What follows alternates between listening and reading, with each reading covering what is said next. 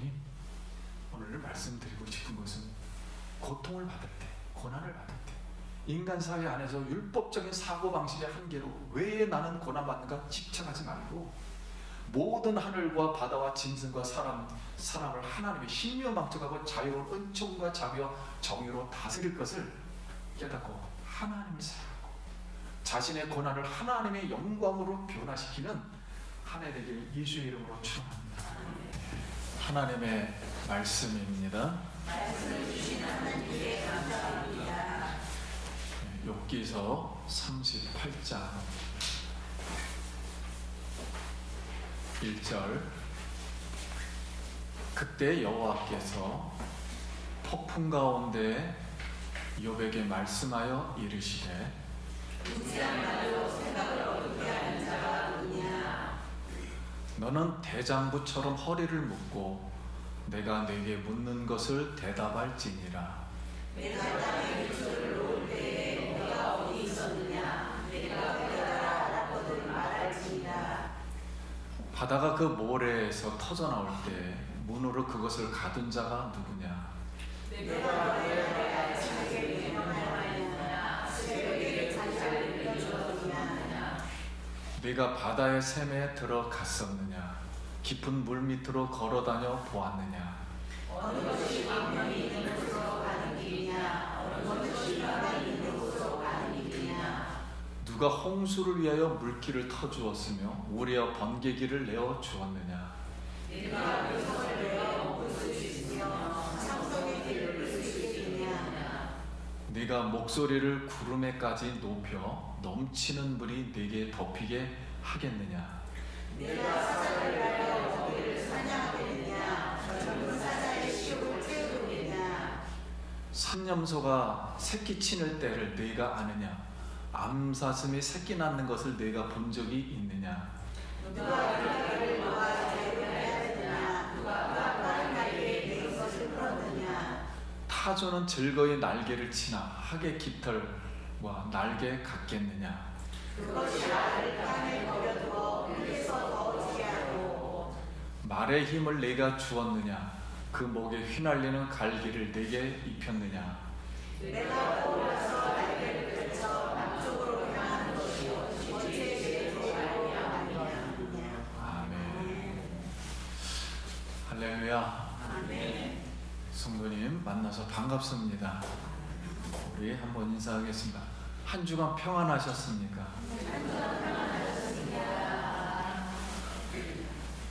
한 번 더 하겠습니다. 잘 오셨습니다. 올해도 믿음으로 승리합시다.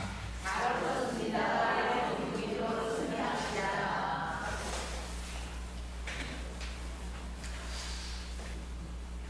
우리 예수님은 역사의 주인이요 우리 인류의 희망입니다. 오늘 성도님들 오늘도 예수님이 우리의 희망임을 믿습니다. 아멘. 오직 예수님만 올해도 바라보고 형통하고 행복하기를 예수의 이름으로 기도합니다. 아멘. 우리 고난이라는 주제, 이 주제를 가지고 인류 역사상 그렇게 많은 책이 있지만 고난이라는 한 가지 주제로 책을 쓴 책은 유일합니다. 욥기서가. 특이하죠? 그래서 이 욥기서는 고난을 통해서 우리에게 하나님이 말씀하는 것이 무엇인가, 우리가 그것을 아주 인류의 질문이에요. 그래서 이것을 이해를 하려면은 여러분 지금 태어날 때부터 지금까지 고생했어요. 지금도 아주 고통스럽고 고난의 연속이에요.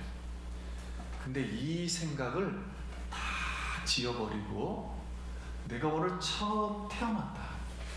오늘 처음 태어난다. 그런 백지의 마음의 상태가 되어야 하가가 백지 상태 그림을 그리듯이 하나님이 우리 마음에 그림을 그릴 수 있어요. 그래서 내 생각을 마음속에 막 근심걱정으로 이렇게 그려놓으면 하나님이 그릴 수가 없어요. 그래서 이해가 되지 않습니다. 오늘 말씀은 이제 욥기서 결론 부분의 시작입니다. 이제 두 번, 세 번으로 결론 말씀을 마치겠는데요. 그래서 성도님들 이제 백지 마음의 상태를 가지고 성령이 말씀하는 대로 성령이 가는 만큼 이 말씀을 잘 듣고 깨닫고 이 결론 말씀을 통해서 위로받고 은혜 받기를 간절히 소원합니다. 우리 역사를 보는 관점이 몇 가지가 있어요. 첫째는 직선사관입니다. 역사는 직진으로 쭉 간다. 두 번째는 윤회사관입니다. 역사는 그냥 영원히 똑같이 돌고 있다. 이것도 태어나고 개도 태어났다가 개가 사람 됐다가 뭐 계속 그런다. 이게 불교죠. 윤회사관. 세 번째는 우리 기독교에서 말하는 구속사관. 하나님의 역사를 구속한다. 구원한다. 구속사관. 네 번째는 회오리사관입니다. 회오리사관은 역사는 회오리처럼 조그맣게 막 생겼는데 커가다가 사라진다. 증발한다. 이게 회오리사관이에요.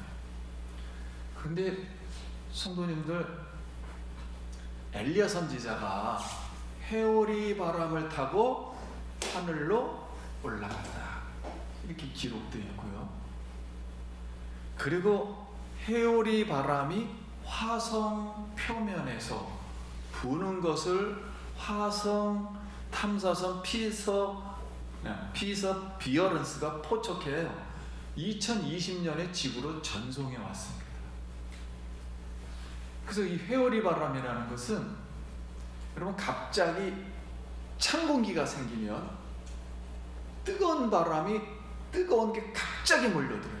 그러면 이거하고 섞으려고 그러다가 회오리를 일으키는 거예요. 일으켜서 위로 올라가는 바람이에요. 그래서 이게 큰 것은 토네이도, 한국말로는 용오름이라 합니다. 토네이도라고 하고 태풍이라 그래요. 이것이 계속 태풍으로 만들어지는 거예요. 그런데 이 넓이가 회오리 바람의 이 넓이가 보통 1km 이상 됩니다. 그러니까 어마어마한 거죠. 바람이 1km. 높이가 3.5km, 3,000m. 그렇게 높이. 그리고 이게 지나갈 때는 50km 이상도 지나갑니다. 그래서 이 회오리 바람은 방향이 수시로 바뀌어요. 어디로 갈지 몰라요. 그래서 방향이 바뀌고 바람이 보통 땅으로 붑니다. 이 회오리 바람은 땅으로 불다가 땅에 부딪히면 닿으면 땅에 있는 모든 걸 빨아들입니다. 모든 걸 빨아들여서 날려가다가 세력이 약해지면 이제 멈추는 거예요. 마침내 욥이 이 고난의 문제를 해결하려고 그렇게 원했던 하나님이 마침내 폭풍 가운데, 즉 회오리 바람입니다. 회오리 바람 가운데 하나님이 나타났어요. 이 어마어마한 회오리 바람으로 하나님이 나타났어요. 근데 우리가 여기서 먼저 생각할 것은, 여러분 욥기서 처음에 천상회에서 사단하고 하나님하고 대화를 할 때, 내기를 할 때 그 하나님하고 지금 회오리 바람 가운데 나타난 하나님하고 같은 하나님인가 하는 거예요. 그런데 욥기서 처음에 나타났던 하나님은 엘로힘 하나님이에요. 성경에 엘로힘 하나님이라고 했어요. 엘로힘은 창조주의 하나님, 즉 능력 있는 하나님의 보통. 그런데 회오리 바람 가운데 나타난 하나님은 여호와 하나님입니다. 이름이 달라요. 여호와 하나님이 회오리 바람 가운데 나타났어요. 그러면 왜 하나님은 여호와 하나님으로 나타났는가 하는 거예요. 그래서 우리가 보통 성경의 여호와 하나님은 창조한 것을 개입해서 계획하고 운영하고 그 다음에 섭리하고 정의롭게 통치해서, 즉 축복하고 저주해서 운영하는 하나님이 여호와 하나님이에요. 그렇다면 왜 하나님이 하나님으로부터 욥에게만 여호와 하나님으로 나타났을까요? 왜냐하면 친구분들도 있었거든요. 옆에 엘리후도 있었고. 근데 욥에게만 나타났어요. 그러면 지금 욥이 무슨 생각을 하고 있었냐면, 인간 세상 사회 안에서 일어나는 인과응보, 의인은 복받고 악인은 벌받는다 그랬는데, 욥이 지금까지 말한 게 나는 죄를 안 지었는데 고통받는다, 벌받는 것 같다. 그럼 말이 틀리잖아요. 의인은 복받는데 왜 벌받는다고 이렇게 고통받았습니까? 그래서 이 뜻은 인생과 세상을 정의롭게 움직여지지 않았다는 거예요. 그러면 누가 이 세상을 정의롭게 움직이지 못했는가? 하나님이 잘못했다는 거예요.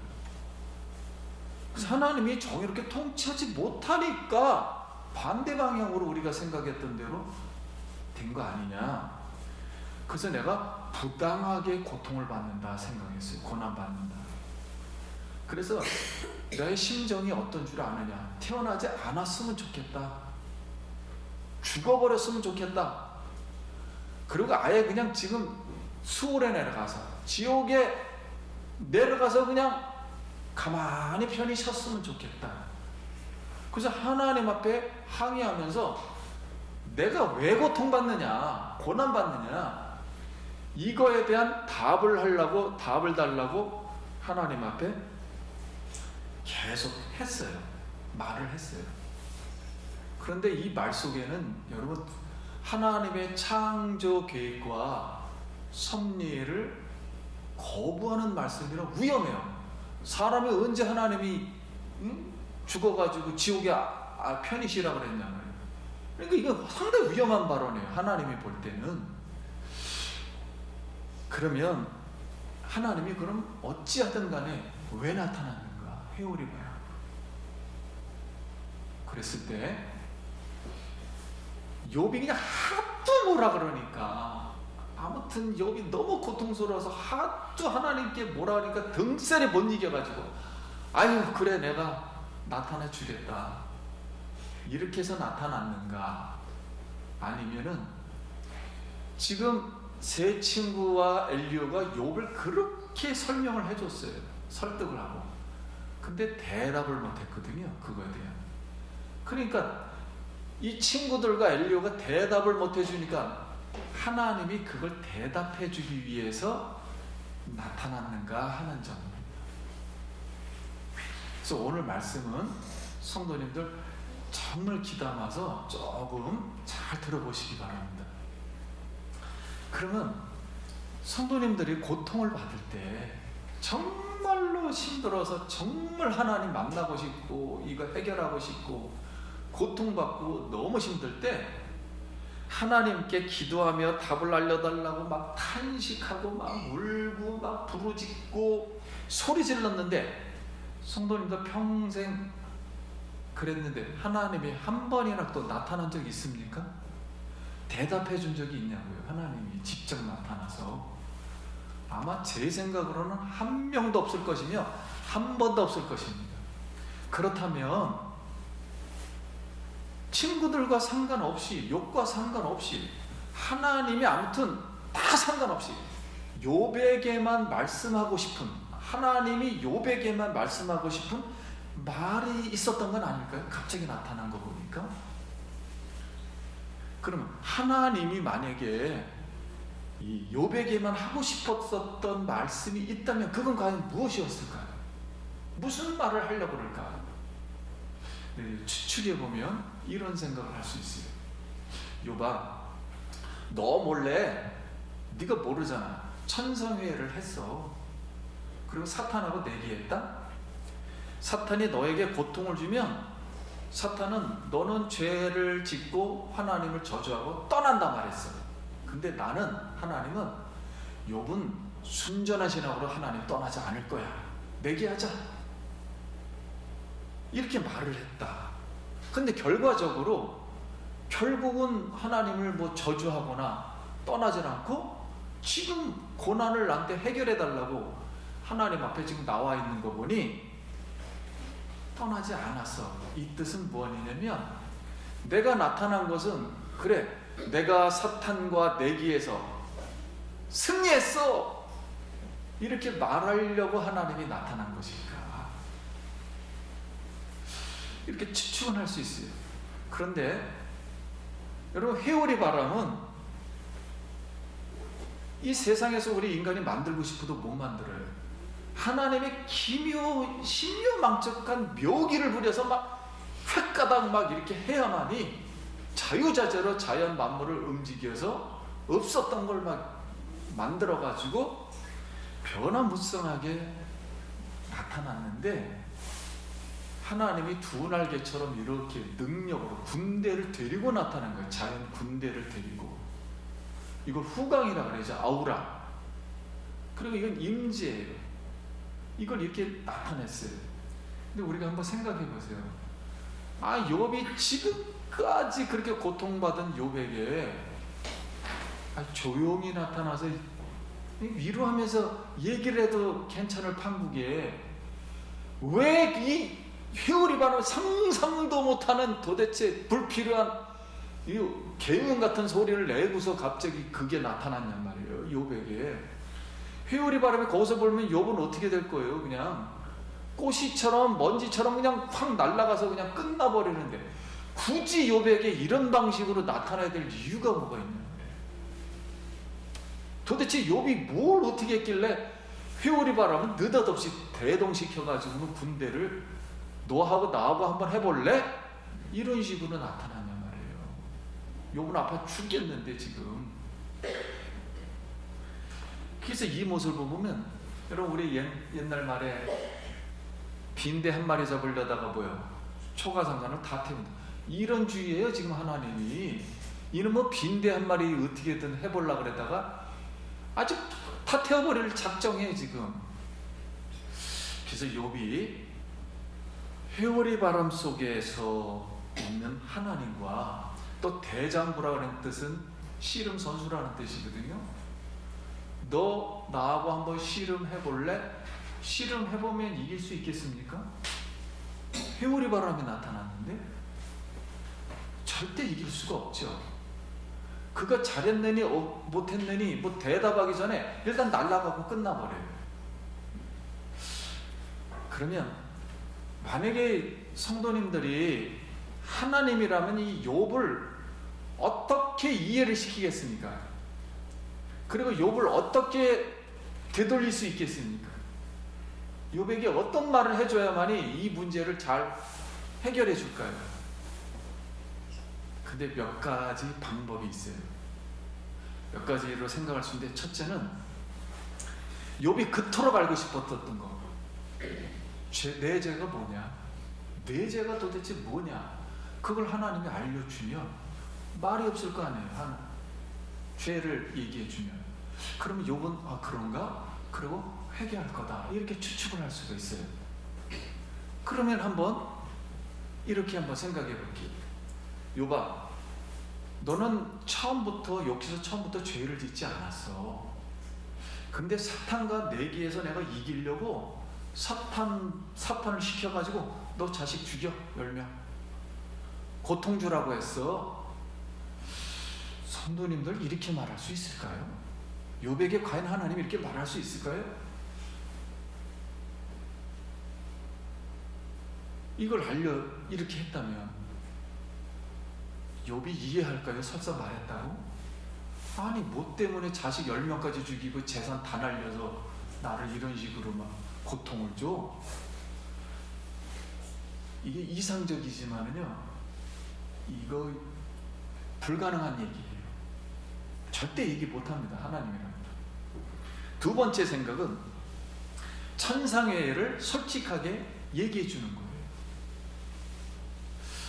욥아, 사실상 천상회에서 사탄과 내기했다. 너의 순전한 신앙을, 믿음을 시험하기 위해서 야 어쩌다가 자식 죽여다, 재산 다 죽여, 아주 몸도 다쳐서 아주 그냥 아주 고통 줘. 고통 줬다, 미안해. 너 믿음이 있는지를 알고. 그래서 여러분, 믿음이 얼마나 중요하길래 이딴 방식으로 하나님께서 이거 말할 수 있겠습니까? 욥에게 너 순전성 시험하려고 그랬어? 말할 수 없어요. 욥이 이해할 수 없습니다. 화가 더 날 거예요. 욥의 한계가 있는데, 이것도 이상적이지만 불가능한 얘기예요. 사실은 말할 수가 없는 얘기예요, 솔직하게. 그럼 세 번째, 천상회의와 상관없이, 지금 욥은 몰라요. 천상회의를 한 것도, 천상회의 한 거 상관없이 그냥 감춰버린 채 그냥 욥을 과거 처음의 상태로 만들어 놓으면 될 거 아니에요. 하나님 아무 일이 없었던 것처럼 그냥 처음 상태로 만들어 줄게 하고 말도 없이 그냥 만들어 주는 거예요. 근데 세 번째가 이게 가능성이 있어요. 세 번째가. 그래서 하나님은 세 번째 방법이 가능하다고 확신했기 때문에 지금 회오리 바람 가운데 지금 이렇게 나타나신 것 같습니다. 그런데 하나님이 욥에게 처음 하시는 말씀이 튀게요. 근데 우리가 여기서 한 가지 우리가 배울 점은, 한번 따라해봅시다. 하나님은 모든 일을 되돌릴 수 있는 하나님이다. 되돌릴 수 없다면 나타나지 않겠죠. 이 모든 일을 되돌릴 수 있는 하나님을 우리가 새해에도 의지하기를 축원합니다. 이 하나님. 근데 첫 번째 하는 말이 조용하게 답을 해줄 줄 알았더니 답을 안 하고는 2절 말씀부터 이렇게 시작해요. 무지한 말로 생각을 어둡게 하는 자가 누구냐? 너는 대장부처럼 허리를 묶고 내게 묻는 것에 대답할지니라. 아니, 첫 번째 하는 말이 대답은 하지 않고 너 무식했어, 무지했어. 그리고 너 하나님의 지혜를 가렸어. 그러니 나 대답 안 할 거야. 내가 물을 테니 네가 대답해라. 이렇게 반대 방향이 돼버린 거. 그래서 욥기 38장부터 질문을 하나님이 막 기억도 안 날 정도로 많이 합니다. 70개. 어떤 사람은 40개라. 70개를 우주 만물 저 끝머리부터 별부터 시작해서 동물, 바다 밑에 70개를 얘기를 해. 질문을 쏟아붓기 시작하는 거예요. 그러면 여기서 이렇게 생뚱맞게 하나님은 고통받는 욥에 대해서 대답은 안 하시고 반대로 질문을 하더니 대답하라는 거예요. 그러면 질문 내용에 굉장한 답이 숨어 있어요. 4절 다시 한번 읽어보면, 내가 땅에 기초를 놓을 때 내가 어디 있었느냐? 내가 깨달아서 알았거든 말할지어다. 누가 그것의 도량법을 정하였는지, 누가 그것에 위에 띄었는지 내가 아느냐? 그것의 주추를 무엇 위에 세웠으며 그 모퉁이들을 누가 놓았느냐? 그러니까 하나님의 질문은 천지 창조할 때 있었느냐? 없었어요. 무. 그 다음에 천지 창조의 도량법과 계산법과 설계도를 어떻게 세웠는지 아느냐? 아느냐? 영, 무지, 무예, 몰라. 세 번째, 누가 주춧돌을 이렇게 세워 놓았느냐? 할 수 있었느냐? 너라면. 욥이라는 사람은 할 수 없었어요. 영이에요, 영. 아무것도 못해요. 그러니까 무능이에요, 무능. 그 세 가지를 질문한 거예요. 그러면서 또 계속 질문한다. 하나님은 천지와 바다와 동물과 사람을 창조할 때 어떻게 설계해서 누구의 능력으로 세웠는지, 그리고 바다의 한계를 정하시고 왕성한 시국의 사자, 먹을 것이 없이 허우적거리는 까마귀, 몰래 바위 꼭대기에서 새끼 낳는 산얌소, 들나귀 들소, 땅에 알을 낳고 도망가는 멍청한 타조, 전쟁에 막 나가서 힘쓰는 말, 하늘에서 멀리 볼 수 있는 매와 독수리 만드실 때 욥에게 너 거기 있었느냐? 없었어요. 알았느냐? 어떻게 만들었는지 몰라요. 너는 이렇게 할 수 있느냐? 못해요. 어떤 동물을 다 비교해서 하라 그래도 못합니다. 욥은. 그러니까 다 무예요. 영. 자, 이렇게 대답할 수가 없었어요. 할 수가 없었어요. 대답. 모른다, 없었다, 할 수 없었다. 이거밖에 대답할 수가 없어요. 그러면 왜 하나님은 이 천지 창조와 자연세계 통치 원리를 통해서 욥에게 대답하라는 것일까요? 그랬을 때 먼저 하나 우리가 또 깨달은 게 있어요. 그건 뭐냐면, 한번 따라해 보겠습니다. 하나님께 묻지만 말고 우리가 먼저 하나님 질문에 대답할 수 있길 바랍니다.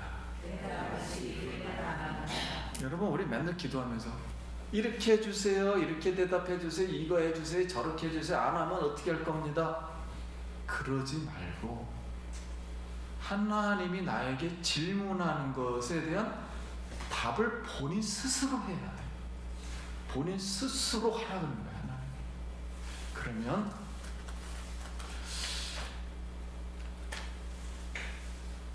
이렇게 하나님이 한번 생각해 보세요. 여러분, 이 지구상에 욥이 대답하라 그랬잖아요. 하나님 보고. 그렇다면은 대답하기 싫으면 안 나타나면 그만해요. 그리고 욥 싫어하면은 하나님이 아무것도 안 해도 돼요. 그런데 여러분, 욥이 무엇이라고? 아무것도 모르고 아무것도 할 수 없고 그냥 고난받는 욥인데, 하나님이라는 분은 우주 만물을 자유자재로 나는 움직일 수 있다는 회오리 바람을 가지고 나타났다는 것에 대해서 감사하기 바랍니다. 얼마나 위대하신 하나님.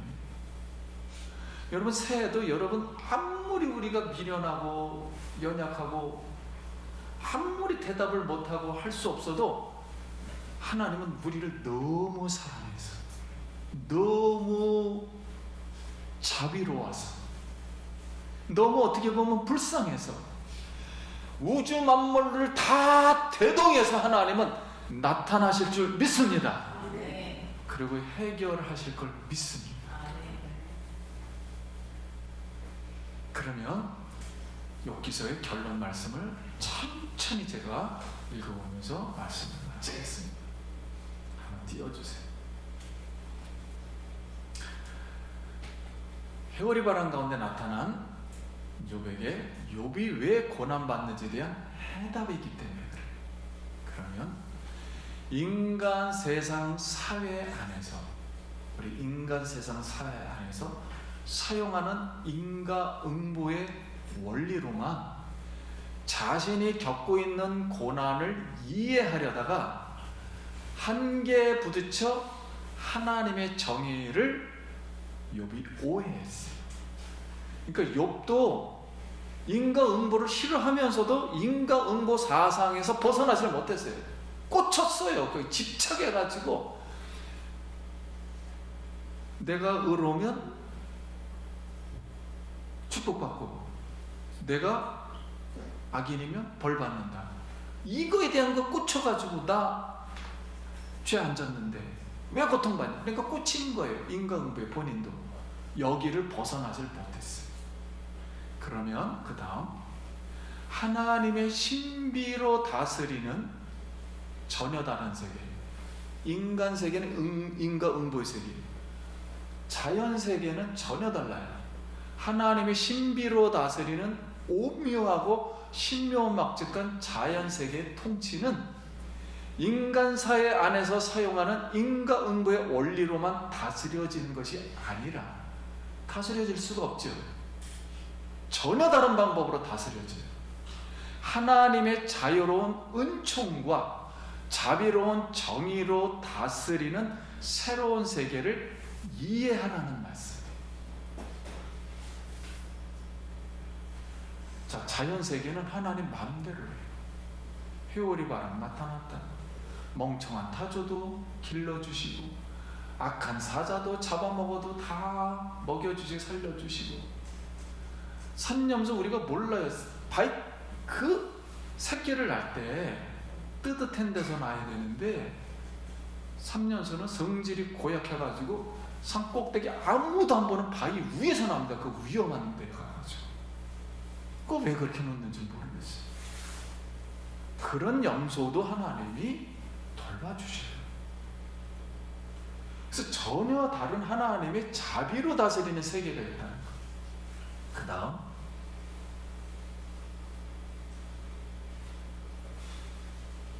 그러므로 하나님은 인과응보를 넘어서 이 세상에서 우리가 생각하는 고난의 세계를 넘어, 쉬운 말로 인과응보를 넘어 자연 만물도 또 넘어서 영계와 하늘도 하나님 다스려요. 영계와 하늘과 바다와 짐승과 사람을 또 넘어요. 자유자재로 신묘망측하게 기묘한 통치 방법으로 자비와 사랑의 원리로 정의롭게 다스린다는 말씀. 그렇다면 인과응보로 지금 세상에서 다스린다고 생각해서 내가 왜 고통받느냐고 괴로워하는, 왜냐면 내가 죄만 안 지으면 고통 안 받을 거다만 생각하는 거예요. 얼마나 좁은 생각이냐면, 하나님은 그런 거 따지지 않아. 하나님이 그 말 했어도 그 말은 한 부분이야. 따지지 않는다니까. 하나님은 내가 인간을 너무 사랑하기 때문에 내 마음대로 다스릴 수 없어. 마음대로 죄를 지어도 마음대로 구원시키고 천국도 보낼 수도 있고, 마음대로 신묘망측하게 우주 만물을 다 대동하고서도 너를 원상태로 되돌릴 수 있어. 너를 다시 고통 없게 만들 수 있어. 너에게 앞으로 오는 이 자비와 이 은총은 세계 만물을 다스리는 것보다 더 크게 하나님이 다스릴 수 있어요. 그랬을 때 욥이 깨달았어요. 아, 하나님, 나는 죄만 안 지으면 고통 안 받을 줄 알았는데 죄 짓는 거 상관없어요.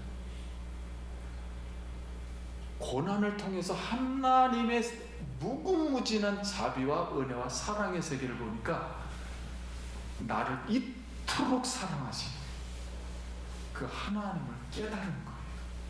그러니 예전에는 귀로만 들어가지고 그래, 그렇게 하면 벌 받고 이렇게 하면 복 받을 거야. 근데 나는 이제 조금 행동 조금 잘해가지고 복 받아야지, 이런 단순한 생각하고 있다가 그거와 상관없이 우주 만물의 모든 만물을 축복하고 우주 만물을 다스리고 먹을 걸 주시는 그 은혜, 그 은혜를 앞으로 욥 너에게 줄 거야.